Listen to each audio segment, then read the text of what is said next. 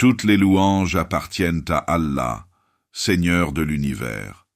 Nous le louons, implorons son aide et cherchons son pardon.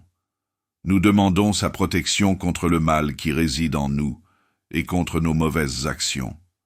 Celui qu'Allah guide ne peut être égaré, et celui qui l'égare ne trouvera pas de guide. J'atteste qu'il n'y a aucune divinité digne d'adoration, hormis Allah, seul et sans associé, et j'atteste que Mohammed est son serviteur et messager. Ô vous qui avez cru, craignez Allah comme il mérite d'être craint, et ne mourrez qu'en pleine soumission. Sourate 3, verset 102. Ô gens, craignez votre Seigneur qui vous a créé d'un seul être, et de celui-ci a créé son épouse, et de ces deux-là a fait se répandre beaucoup d'hommes et de femmes. Craignez Allah, au nom duquel vous vous implorez les uns les autres, et respectez les liens de parenté. Allah vous observe parfaitement. Sourate 4, verset 1. Ô vous qui avez cru, craignez Allah et parlez avec droiture, afin qu'il améliore vos actions et vous pardonne vos péchés. Celui qui obéit à Allah et à son messager remportera une grande réussite. Sourate 33, versets 70 à 71. La meilleure parole est sans conteste celle d'Allah, et la meilleure guidée est celle de Mohammed, qu'Allah le salue et le couvre d'éloges.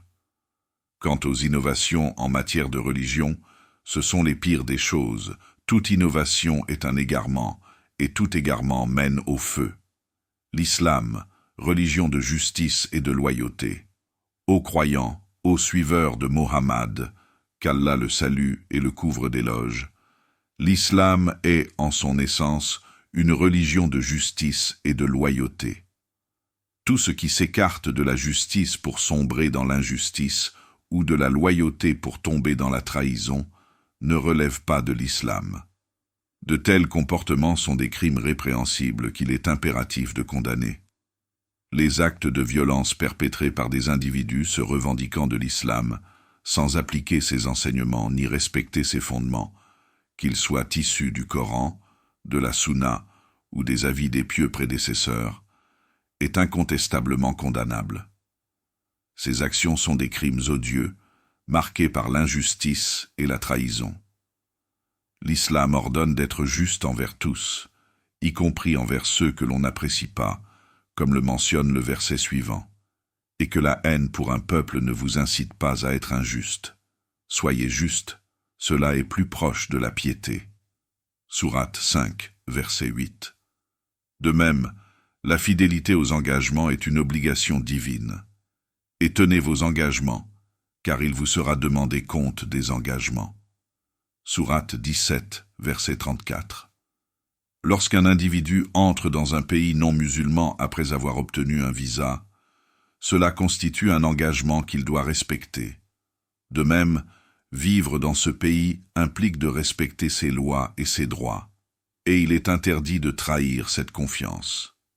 Ces actes de violence, consistant à tuer des personnes qu'il est interdit de tuer, vont à l'encontre des enseignements de l'islam. Le prophète, qu'Allah le salue et le couvre d'éloges, a interdit de tuer les femmes, les enfants, les faibles, ainsi que ceux qui ne participent pas activement à un conflit. Que dire alors de ceux qui ne sont même pas dans une situation de guerre? Ces crimes sont non seulement interdits, mais également préjudiciables à l'image des musulmans, provoquant l'aversion pour l'islam et entravant son message universel. L'obligation de condamner ces attentats.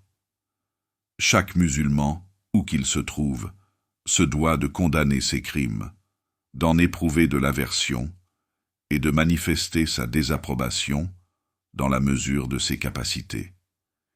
Il est interdit de soutenir ou de rester indifférent à ces actes. Celui qui approuve de tels crimes partage leurs péchés, et celui qui reste silencieux dans une affaire aussi claire enfreint un devoir religieux. Il est également interdit de justifier ces crimes en invoquant la mécréance des victimes ou en se réjouissant des conséquences de leurs actes. Un musulman ne peut dire d'une personne innocente qu'elle mérite de mourir, sauf si la loi divine l'ordonne. J'adresse un message à tous mes frères et sœurs musulmans, où qu'ils se trouvent, afin de les exhorter à craindre Allah, exalté soit-il, et à s'éloigner de deux graves immoralités. La première est de délaisser l'islam et ses enseignements à cause des agissements d'égarés qui déforment l'image de notre religion. Ceci est un mal qu'il incombe d'éviter. Aucun musulman n'a le droit d'abandonner sa foi ou une quelconque partie de sa religion pour une telle raison. L'obligation est, au contraire, de se cramponner fermement à la religion d'Allah, exalté soit-il, en appliquant ses enseignements autant que possible. Quant à la deuxième immoralité, c'est de manifester de l'ardeur pour ces égarés, de les soutenir ou d'approuver leurs actions. Ceci est particulièrement dangereux lorsque ces actes entraînent des répercussions négatives sur les musulmans dans leur ensemble. Je recommande donc à mes frères et sœurs de craindre Allah, exalté soit-il, de se maintenir sur la voie du juste milieu et de suivre l'exemple de Mohammed, qu'Allah le salue et le couvre d'éloges. Je les exhorte à faire preuve de patience et de persévérance, même dans les épreuves, et à continuer de défendre et de représenter l'islam de manière juste. Il est également important que les savants musulmans, ainsi que tous ceux qui ont une responsabilité, démontrent activement que ces actes de violence sont en totale opposition avec les enseignements de l'islam. Les musulmans doivent désapprouver ces crimes et s'efforcer de corriger les idées fausses propagées à leur sujet. Je demande à Allah, exalté soit-il, d'apporter sa guidance à ceux qui sont égarés, de protéger les musulmans où qu'ils soient, et de les aider à maintenir leur foi et leur unité face aux épreuves. Quant à la deuxième immoralité, c'est de manifester de l'ardeur pour ces égarés, de les soutenir ou d'approuver leurs actions. Ceci est particulièrement dangereux lorsque ces actes entraînent des répercussions négatives sur les musulmans dans leur ensemble. Je recommande donc à mes frères et sœurs de craindre Allah, exalté soit-il, de se maintenir sur la voie du juste milieu et de suivre l'exemple de Mohammed, qu'Allah le salue et le couvre d'éloges. Je les exhorte à faire preuve de patience et de persévérance, même dans les épreuves, et à continuer de défendre et de représenter l'islam de manière juste. Il est également important que les savants musulmans, ainsi que tous ceux qui ont une responsabilité, démontrent activement que ces actes de violence sont en totale opposition avec les enseignements de l'islam. Les musulmans doivent désapprouver ces crimes et s'efforcer de corriger les idées fausses propagées à leur sujet. Je demande à Allah, exalté soit-il, d'apporter sa guidance à ceux qui sont égarés, de protéger les musulmans où qu'ils soient, et de les aider à maintenir leur foi et leur unité face aux épreuves.